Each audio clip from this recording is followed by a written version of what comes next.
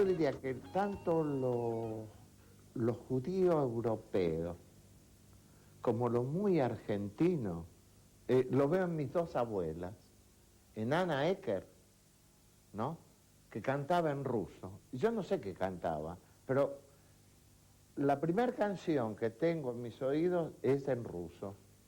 Cantaba algo así como Bayu, Bayu, Bayu, Bayu, Bayushki, Bayu.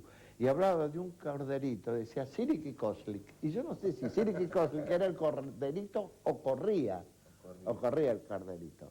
En cambio, eso por un lado. Eso era canción de cuna, no sé si era... Era canción de cuna, por eso es mi primer canción. Entonces es el Génesis. Seguro. El Génesis es una canción rusa, de la que alguna vez fuimos despojados. Es lo que yo siento. Sí.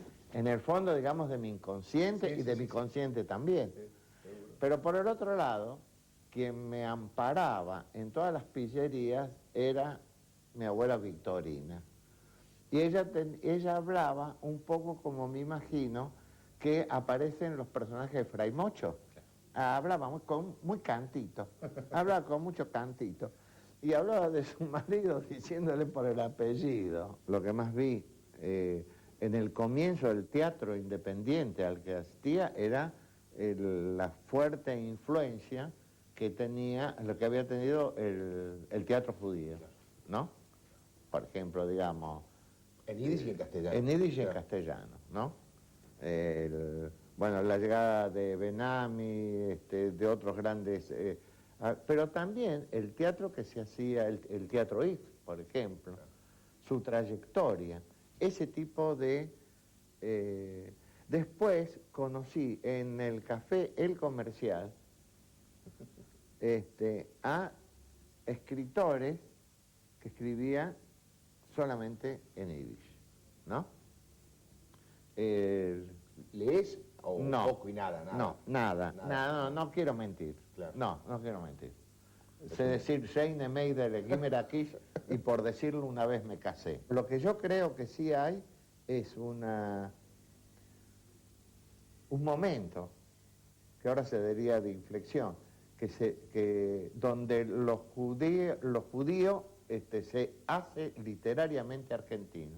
Eso sería Los Gauchos Judíos en 1910. Claro, Gerchunov. Es Gerchunov. Fíjate que el lenguaje que utiliza Gerchunov es de todos modos un lenguaje hasta un tanto arcaico, muy español, y tiene que ver con la exaltación en ese momento del progreso, del país ilusorio, el país de los ganados y las mieses, del progreso indefinido.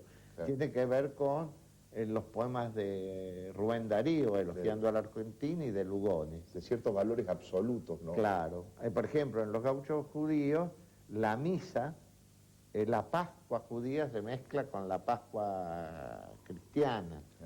Eso va por un lado, pero la verdad es que otros escritores contaron una verdad mucho menos idílica que la de Gerchunov, ¿no? Alperson, por ejemplo. Pero esos escritores, al haber escrito en yiddish, no en español, merecen la traducción y uno accede cuando está traducido. Claro, y tardíamente. Tardíamente. Seguro. ¿No? Estábamos hablando de los libros y, bueno, hoy estás dirigiendo una colección muy linda llamada Los Precursores, colección dirigida por Pedro Gambide.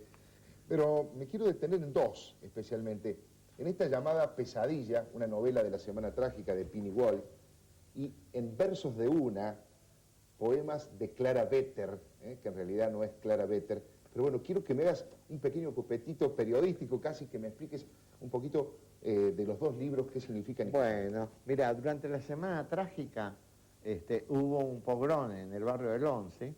Toman preso a un periodista de origen obrero, era obrero y después fue periodista, que se llamaba Piñewald, o Piñewald.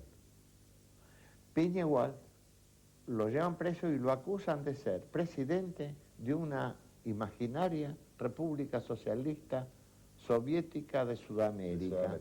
Bueno, Desde luego no era nada de eso, era un periodista progresista, y él escribe un libro que se llama Pesadilla, que es una novela crónica, es como la real ficción que va a escribir después Truman Capote. El nuevo periodismo norteamericano. El nuevo periodismo norteamericano, acá sería el nuevo periodismo yiddish argentino. Yiddish argentino.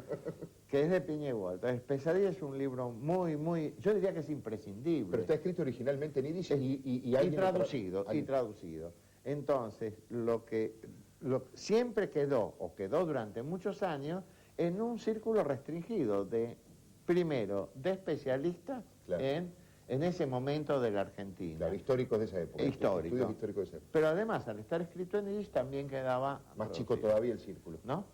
Ahora, está traducido, hay una versión que apareció en una colección que dirigía Ricardo Feuerstein hace unos años, y ahora reaparece en Los Precursores, donde hay una cantidad de libros de la literatura argentina, y entonces, entre esas curiosidades de la literatura, está Pesadilla, y está lo que yo considero Versos de una, de este escritor que para mí es el que hizo mejor la síntesis, casi el sincretismo entre lo muy argentino y lo muy judío, que es César Tiempo.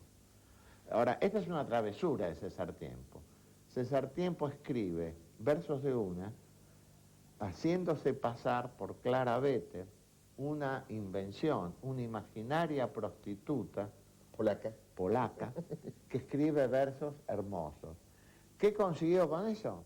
Que todos los hombres de su generación, por lo menos de su grupo, el grupo Boedo, se enamoraran de Clara Vetter. Roberto Ar quería hacer un prostíbulo con un letrero luminoso para Clara Vetter. Imagínate la pasión y la poesía. Chas de Cruz, el cronista cinematográfico, el periodista, y que en ese momento distribuía películas soviéticas, la quiso convertir al socialismo, ¿no? Redimir como corresponde. Bueno, y novios ilusorios hubo muchos. Los poemas de Clara Vetter, es decir, de César Tiempo, sí, Clara Vetter, son hermosísimos.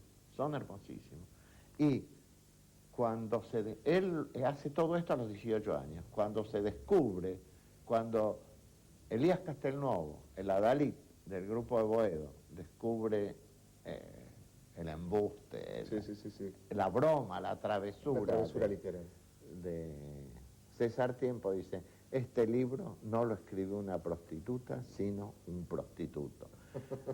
Y bueno, desde luego, el joven César Tiempo después escribió libros muy hermosos como Sábado Domingo, donde...